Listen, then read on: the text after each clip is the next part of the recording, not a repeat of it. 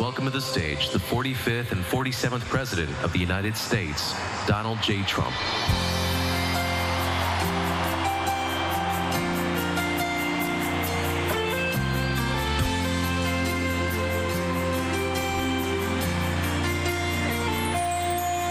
If tomorrow all the things were gone, I'd work for all my life, and I had to start again with just my children and my wife. Thank my lucky stars to be living here today, 'cause the flag still stands for freedom, and they can't take that away. And I'm proud to be an American, where at least I know I'm free. And I won't forget the men who died, who gave that right to me. And I gladly stand up next to you and defend her still today. 'Cause there ain't no doubt I love this land. God bless the USA.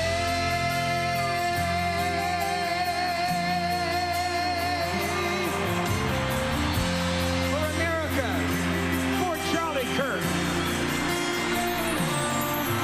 From the lakes of Minnesota to the hills of Tennessee, across the plains of Texas, from sea to shining sea, from Detroit to Houston, oh, and New York to LA.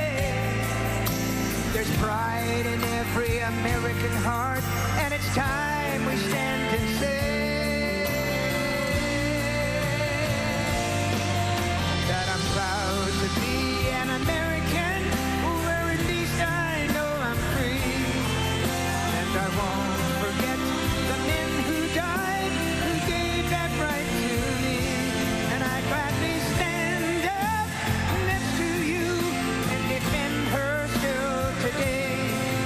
'Cause there ain't no doubt I love this land. Sing it! God bless the USA.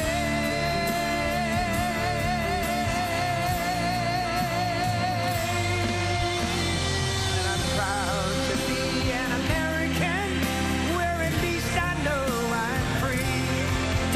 And I won't forget the men who died, who gave that right to me. And I gladly stand up next to you and defend her still today. 'Cause there ain't no doubt I love this land. God bless the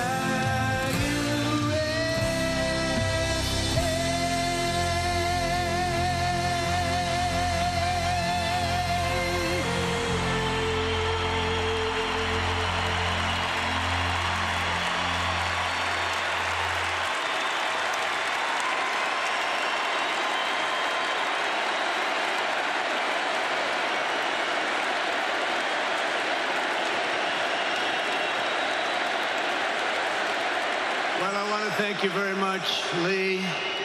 You've been there from the beginning with us, Lee, and we appreciate it. Nobody can sing that song like Lee Greenwood. Thank you very much, Lee, very much for being here. And his voice has not changed, you know? Pretty amazing. And a special thank you to Erica, because today, America is a nation in grief, a nation in shock, and a nation in mourning. Less than 2 weeks ago, our country was robbed of one of the brightest lights of our times, a giant of his generation, and above all, a devoted husband, father, son, Christian, and patriot. Charles James Kirk was heinously murdered by a radicalized, cold-blooded monster for speaking the truth that was in his heart. He was violently killed because he spoke for freedom and justice, for God and country, for reason and for common sense. He was assassinated because he lived bravely, he led boldly, and he argued brilliantly without apology. He did what was right for our nation. And so on that terrible day, September 10th, 2025, our greatest evangelist for American liberty became immortal. He's a martyr now for American freedom.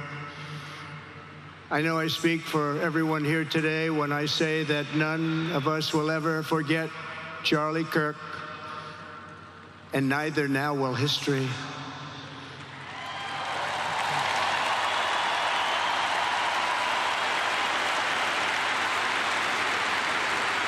Because while Charlie has been reunited with his Creator in heaven, his voice on earth will echo through the generations, and his name will live forever in the eternal chronicle of America's greatest patriots. He will live forever. To Charlie's incredible and beautiful widow, Erica, we know the weight of this monumental loss is almost unbearable. But even in the midst of heartache and pain too great to even fathom, you have somehow found the strength and deep faith to be a comfort to millions and millions of people. And thank you very much, Erica. Thank you very much.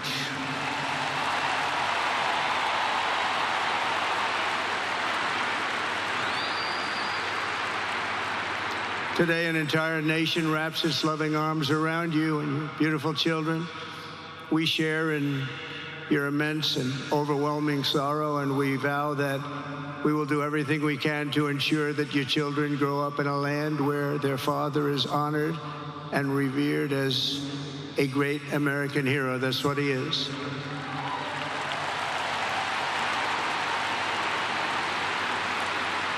To Charlie's parents who lost their beloved son, and to the entire Kirk family, we know that no words can ever be enough to fill the void he leaves behind. That's a void that just can't be filled. But I hope the extraordinary outpouring of emotion over these past 11 days has comforted you with the knowledge that your son brought more good and love into this world in his 31 short years than most people, even very, very successful people, can bring in a lifetime.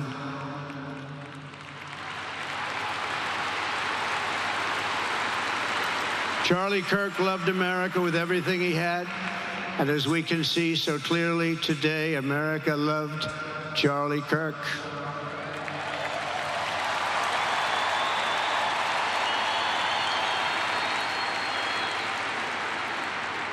And he could always draw a big crowd. Look at this today. Look at what's gone on. This is a big crowd.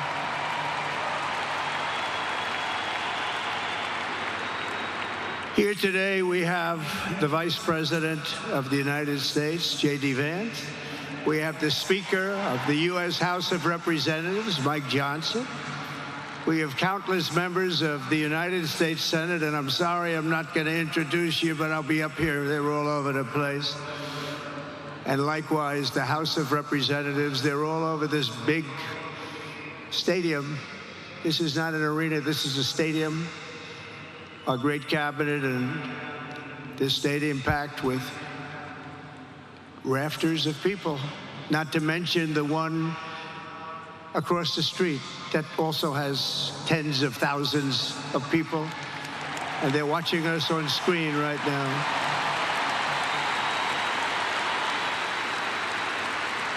And I'm sorry we couldn't get you in. If anybody would like to give up your seat, please walk across this way. But this is like an old-time revival, isn't it? An old-time revival.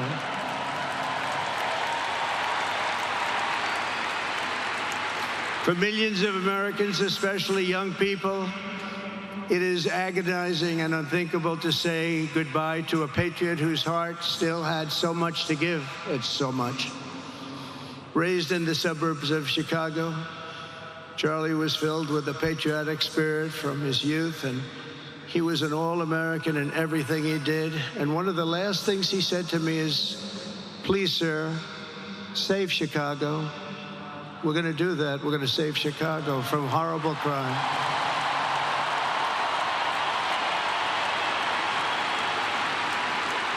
In high school, he was the quarterback of the football team and the captain of the basketball team. He was a good athlete. A lot of people don't know that about Charlie. He was an Eagle Scout who spent his school lunch breaks listening to another champion for liberty, somebody that he greatly admired, Rush Limbaugh.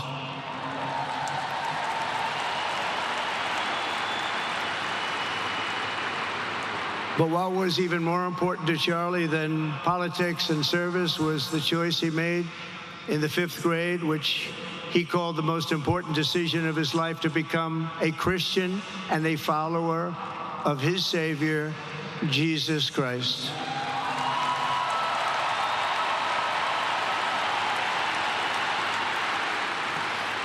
Inspired by faith and his love of freedom, Charlie did something remarkable when he was just 18 years old.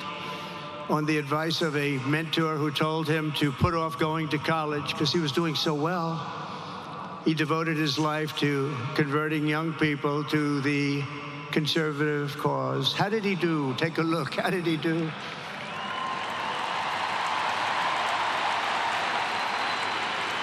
In 2012, 2 days after graduating high school, and with just $1,800 in his pocket, the young man from Illinois, who no one had ever heard of, started an organization whose grand ambitions were captured in its name, Turning Point USA. Great name.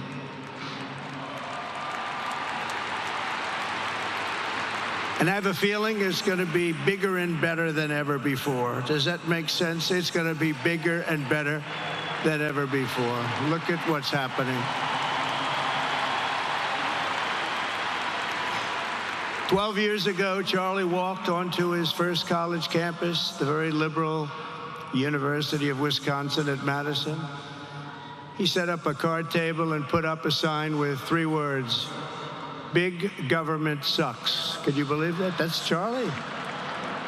That day, Charlie talked to every student who approached him, most of whom were probably quite a bit older than he was. Finally, after many hours, he found the first ever Turning Point chapter leader. His first year out of high school, Charlie traveled 300 days raising money and taking his message to campuses all over the country. He lived out of his parents' basement, and they actually loved having him there. They loved Charlie. Everybody loved Charlie. And on the couches of friends and supporters, he lived off couches for 2 years, 3 years, then life started getting a little bit different, but he was always the same. For 5 years, he refused to take a paycheck, but day after day, he worked from 5 a.m. in the morning till 11 p.m. in the evening, always. His staff remembers that he wore Walmart jeans and T-shirts from the Goodwill store. Remember the Goodwill store? It wasn't easy, but Charlie wasn't in it for money at all, never has been. Money was never his thing. He was always in it for the mission. As he liked to say even back then, we have a country to save. Just what he did. He'd call me all the time, "Sir, we have a country to save." I said, "Charlie, thanks very much for telling me that. I appreciate it."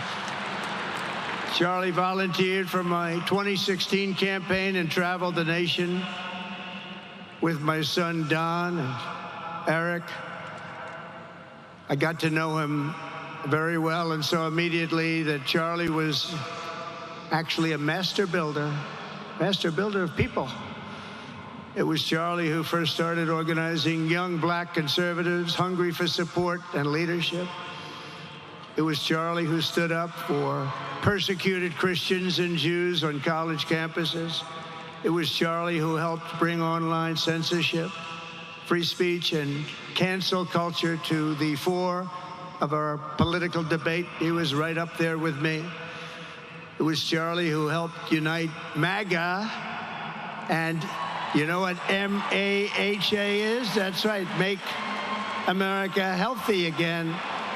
And tomorrow we're going to have one of the biggest announcements, really medically, I think, in the history of our country. We're going to be doing it with Bobby and Oz and all of the professionals. I think you're going to find it to be amazing. I think we found an answer to autism. How about that? Autism. Tomorrow, we're going to be talking in the Oval Office in the White House about autism, how it happens, so we won't let it happen anymore, and how to get at least somewhat better when you have it, so that parents can help their child, their beautiful child. That's a big one. I've been bugging everybody over there, get the answer to that. You know, 20 years ago, 1 in 10,000 were born with autism. 20 years ago, the most recent survey says 1 in 12. How bad is that? That's for young boys, baby boys, but also girls, a little bit better. It's about 1 in 20. But we can't, because obviously there was something really wrong, and we think we know what that is. It's going to be, I think it's going to be one of the most important news conferences I'll ever have, and I look so forward to it.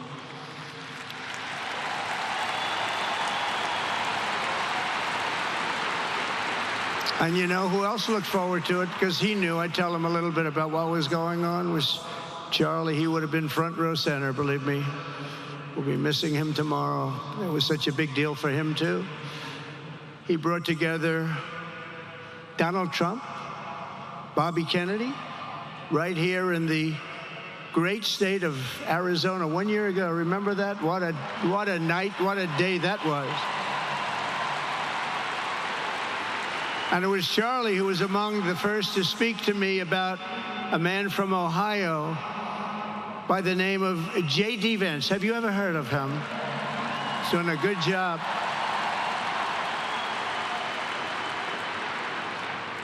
But Charlie would often call me, sometimes the night before a big event, the other side of the country. And he'd ask me, he'd say, do you think you could come and speak at the event? The following day, right? I'd say, Charlie, give me I'm the President of the United States. You want me to travel 4 hours by plane? And you know, sometimes I did it. He was a very good guy. He was a very convincing guy.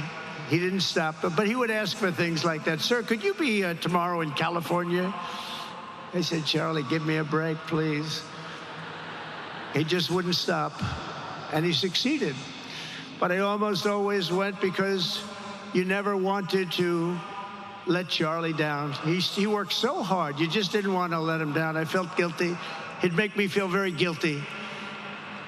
As president, many people asked me for things, but Charlie was one of the few who always gave more than he took. He was a giver, much more than a taker.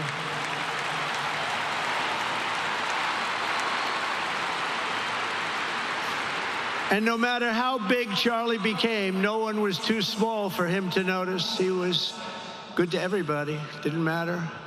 Several years ago, a fourth grader asked Charlie to appear on his podcast, which was probably only watched by the parents of that fourth grader. And Charlie, who was actually pretty hot at the time, to be honest, he agreed, and the boy asked for advice. Charlie replied, the left, I call it the radical left. I call it sometimes the radical left lunatics. But Charlie didn't say that. He called it the left. He was probably right, but I can't help it. I can't help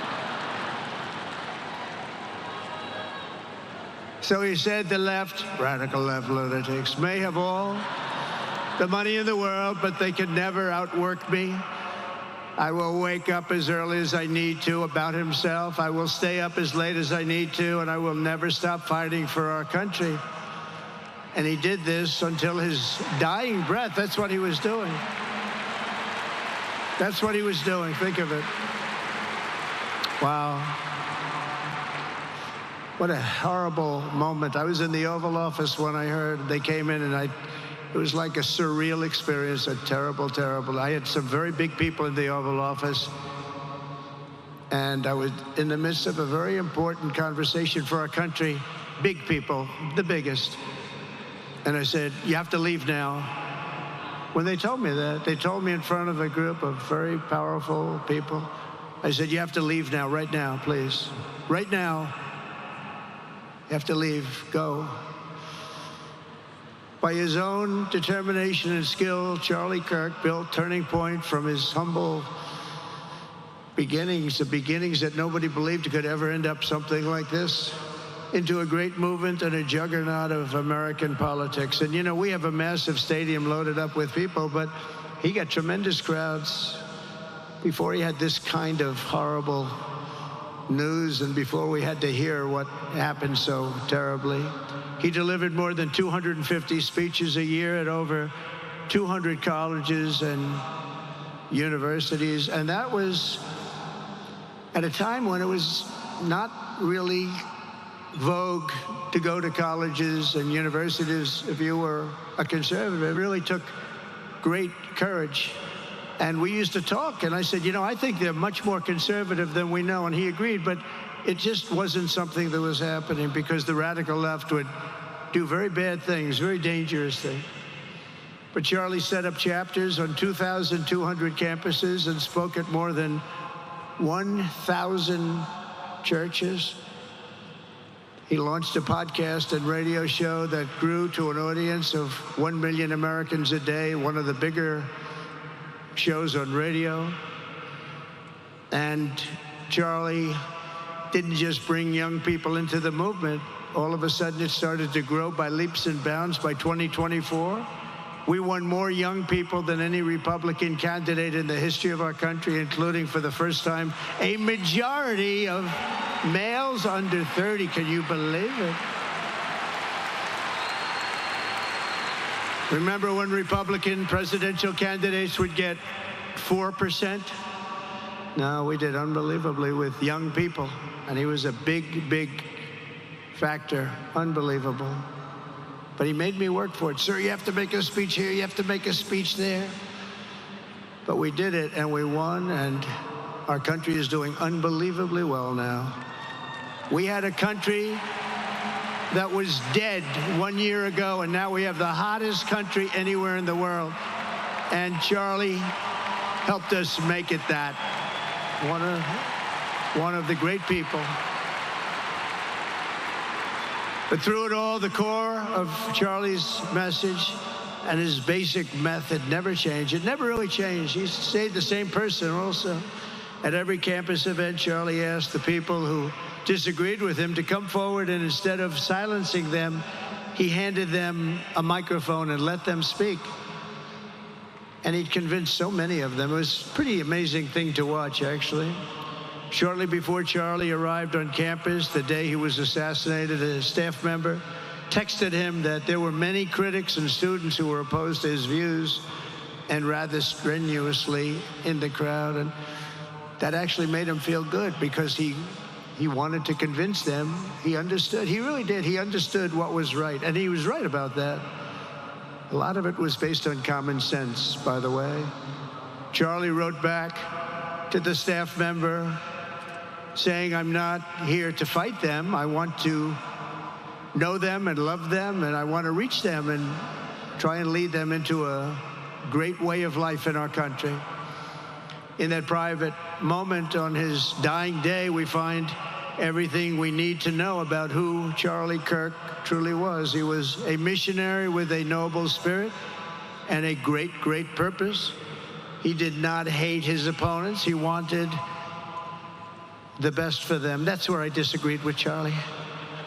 I hate my opponent, and I don't want the best for them. I'm sorry. I am sorry, Erica. But now Erica can talk to me and the whole group, and maybe they can convince me that that's not right, but I can't stand my opponent.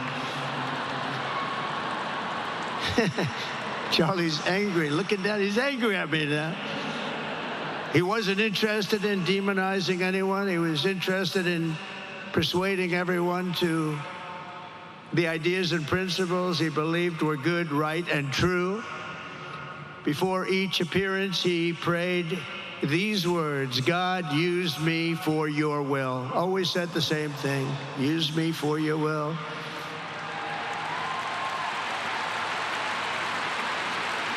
And that is exactly what God did. When you think, that's exactly what he did.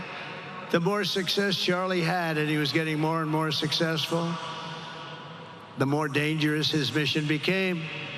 On campuses all over the country, his quest for open dialogue was met with menacing hate. There were bomb threats, pulled fire alarms, and countless rage-filled radicals who tried to shout him down. It was nasty. I used to say, Charlie, this is nasty stuff you're doing.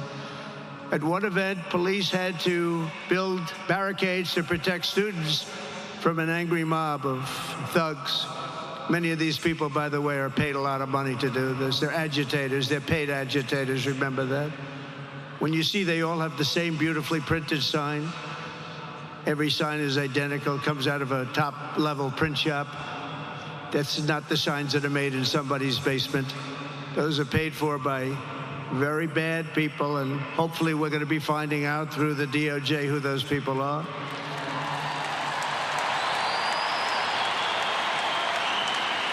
At another college, Antifa terrorists shattered windows, threw rocks, and tried to storm the building where Charlie was speaking. It was a really bad one. Often dozens of police officers were needed to prevent left-wing violence. And the violence comes largely from the left. You don't hear that from too many people, do you?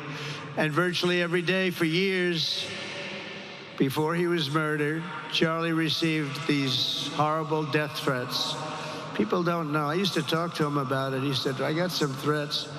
He always felt that when they actually made the threat, they were not the ones to worry about. The ones to worry about were the ones that don't make the threats. I think you know what I mean. He knew the risk, but he and I shared a certain motto: never back down and never ever surrender. Just don't surrender, never back down. He believed in it so strongly. So strongly. And he's right. He's totally right.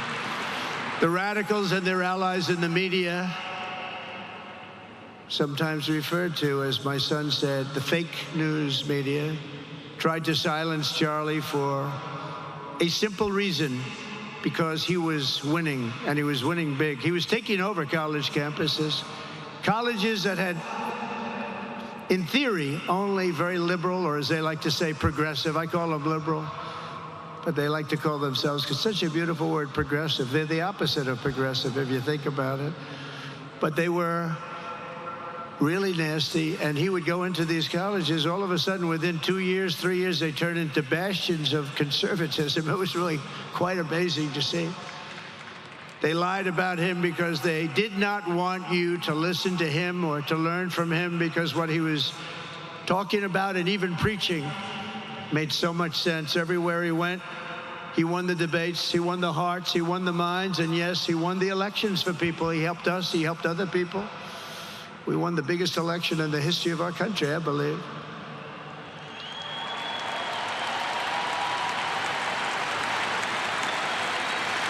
Charlie Kirk was without a doubt among the most influential figures in the most important election in the history of our country.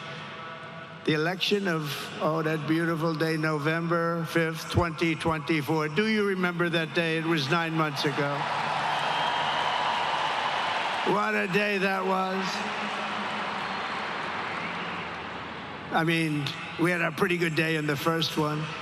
And I must tell you, on the second one, we had a phenomenal day. But a lot of bad things happened. And now that's not even questioned. They cheated like dogs, but we got them back, didn't we, huh? Got them back. But we owe Charlie a profound and eternal debt of gratitude now. Just like Charlie and Erica made Turning Point hot, we are looking at a country that has the chance to attain a level like never before. Tariffs are making us rich again, richer than anybody ever thought was possible. And the only one challenging them are people that hate our country or foreign countries that are paying a price, because they did the same thing to us for years. They took advantage of us, but we're making money.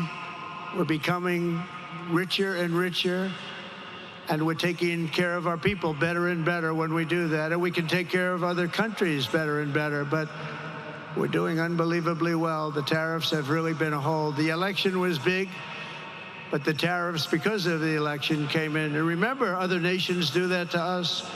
And Charlie understood that. He saw the money. He saw what was coming into our country, and we can use that for Medicare, Medicaid, Social Security, all of these things that we fight so hard for. And that's exactly what's happening. The numbers are incredible. When the news finally came out on election night last November that the race was officially won, came out pretty early in the night. Charlie was live on camera. In that moment, he was overcome with emotion. I've never seen him like this. He was so happy. For a long while, he said nothing. His eyes were filled with tears, and then he buried his face in his hands, and he started crying. That wasn't the Charlie I knew, but in thinking about it, it actually was the Charlie I knew, because he had a tremendous heart. He just wanted what was good for our country, and he saw us going in such a horrible direction. Lovingly, Eric, and this was so beautiful, Erica put a MAGA hat on to cover his bowed head. I like that very much. MAGA, we love. Does everybody love MAGA? Make America Great Again.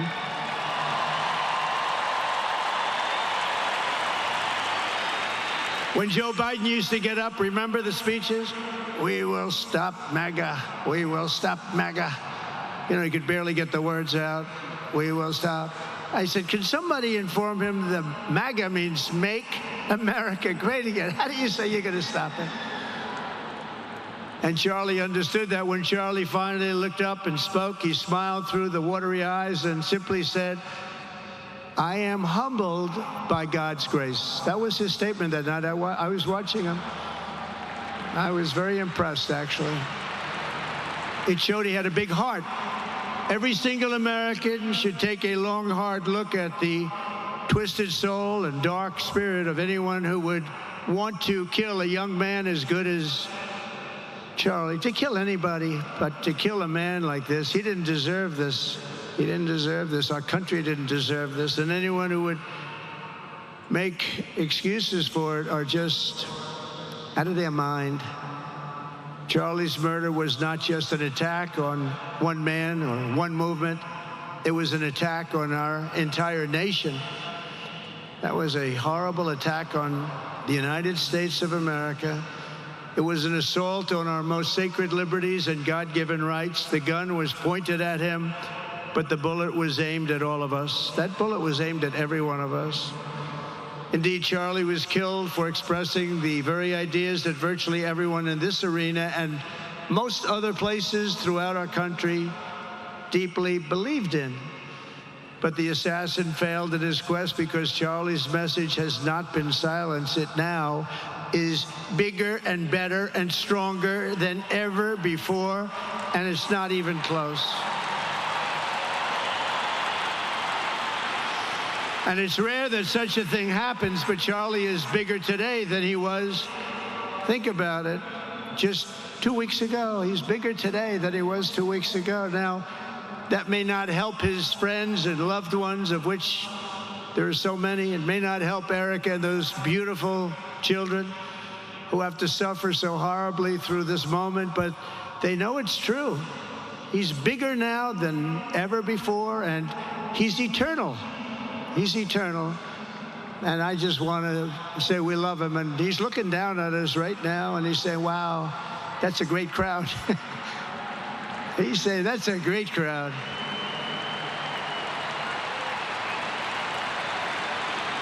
And it's a great crowd of patriots. But that's why I will soon award Charlie the nation's highest civilian honor, the Presidential Medal of Freedom. It's the highest civilian honor.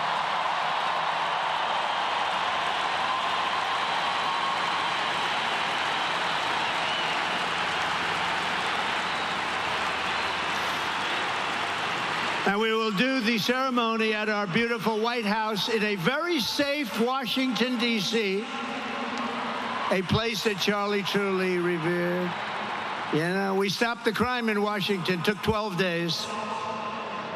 Now you can go to restaurants. You can walk down the middle of the street with your wife. You can have your wife walk alone down the middle of the street. She's going to be in good shape. What a difference. What a difference good management really makes. But it's, I'm so proud of that Washington, D.C. You know, it was one of the worst in the nation, in the world. And now it's considered a very safe city. And it's also, I passed it yesterday, I went through it, and the lawns are good. It's like a different place. It's like the tents are gone, the threats are gone, the gangs aren't there. We got rid of, you know, we took out 1,500 career criminals, 1,500. If you have 3 career criminals, that can make a big difference. But I'm so proud of Washington, D.C., and now we're going into Memphis. And we'll get that one straightened out fast. And then we're going into some others, but we're going to go to Chicago, and we're going to have Charlie very much in mind when we go into Chicago. And we'll get that one straightened out. You have an incompetent governor who, he thinks it's okay when 11 people get murdered over the weekend. He thinks you don't have any crime when 11 people get murdered and 28 people get shot. He says he's got crime. No, they don't have it under control, but we'll have it under control very quickly. So we're going to be doing that. And Charlie loved what we were doing. He was so proud of what happened. He was there to see it. He's so proud of what happened in Washington, D.C. As you know, the depraved assassin who planned and executed Charlie's killing has been arrested and charged with capital murder. God willing, he will receive the full and ultimate punishment for his horrific crime. It's a terrible thing. Because you can't let that happen. You can't let that happen. Can't let it happen to a country. The Department of Justice is also investigating networks of radical left maniacs who fund, organize, fuel, and perpetrate political violence. And we think we know who many of them are. But law enforcement can only be the beginning of our response to Charlie's murder.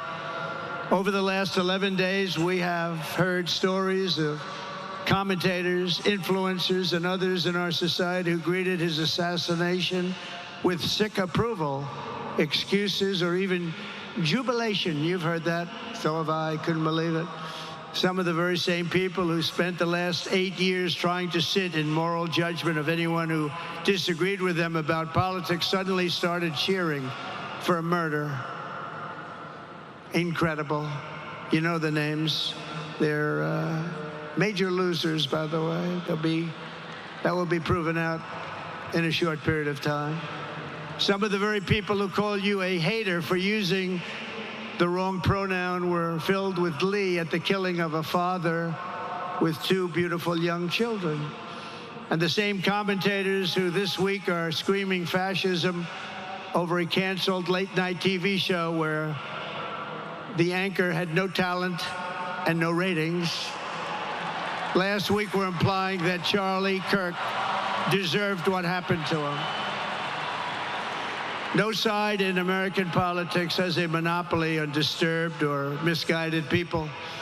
But there's one part of our political community which believes they have a monopoly on truth, goodness, and virtue, and concludes they have also a monopoly on power, thought, and speech. Well, that's not happening anymore. We've turned that corner very quickly.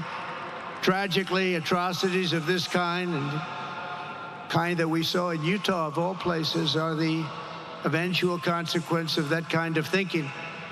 If speech is violence, then some are bound to conclude that violence is justified to stop speech. And we're not going to let that be justified. The tradition of reason and open debate that Charlie practiced is not a pillar of our democracy. In many ways, it's the basis of our entire society. It's the right and inheritance of every free American, the greatest legacy of the Enlightenment, and among the most treasured achievements of civilization. We will defend it at all costs, and we will carry forward the torch of liberty that Charlie Kirk held so proud and so high. He was so proud, and he did hold that torch high. We will never, ever let it fail. We will never let it fail. But we're going to raise it higher than ever before. It's going to be raised, and this is the beginning. Perhaps it should be no surprise that Charlie, who spent his life speaking with the critics of these traditions, ultimately became convinced that we needed not just a political realignment, but also a spiritual reawakening. We did. And we have to bring back religion to America, because without borders, law and order, and religion, you really don't have a country anymore. We want religion brought back to America. We want to bring God back into our beautiful USA like never before. We want God back.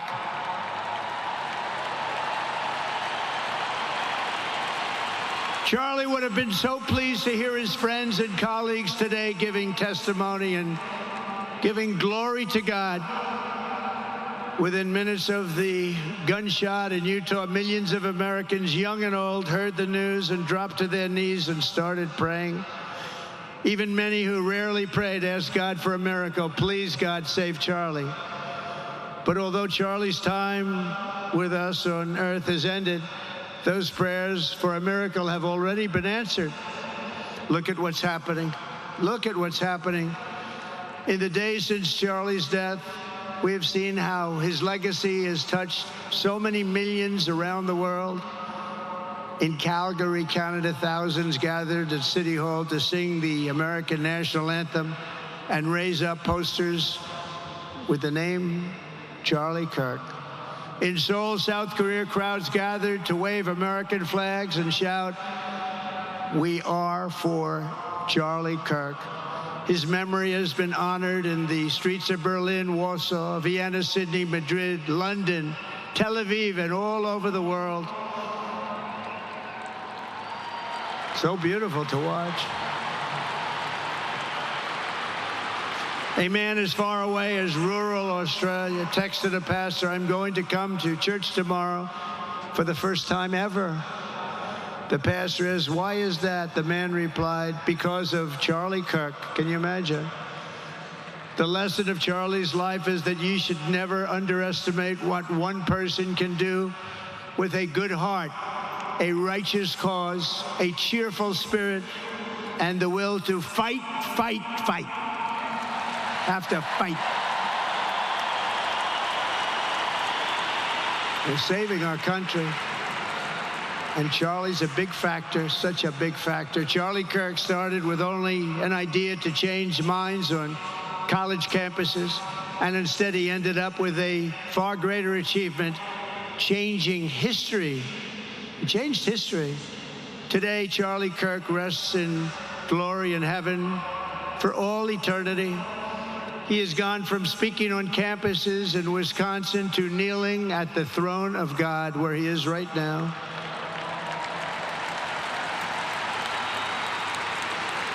We grieve for the friend and leader that we have lost, but we go forward strengthened by his faith and bolstered by his courage and inspired by his example to defend the country he lived for the freedoms he died for, and the values in which he so deeply believed. He believed in values that we should all believe in.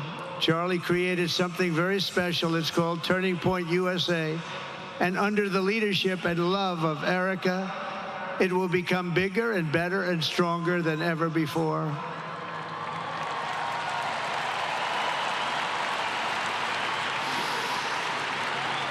So, Charlie, we all want to thank you. We want to say a very loud God bless you, Charlie. God bless you for what you've done is incredible. And God bless Erica and the children. God bless the United States of America. And could I ask Erica, please come out. Erica, please come out. Thank you.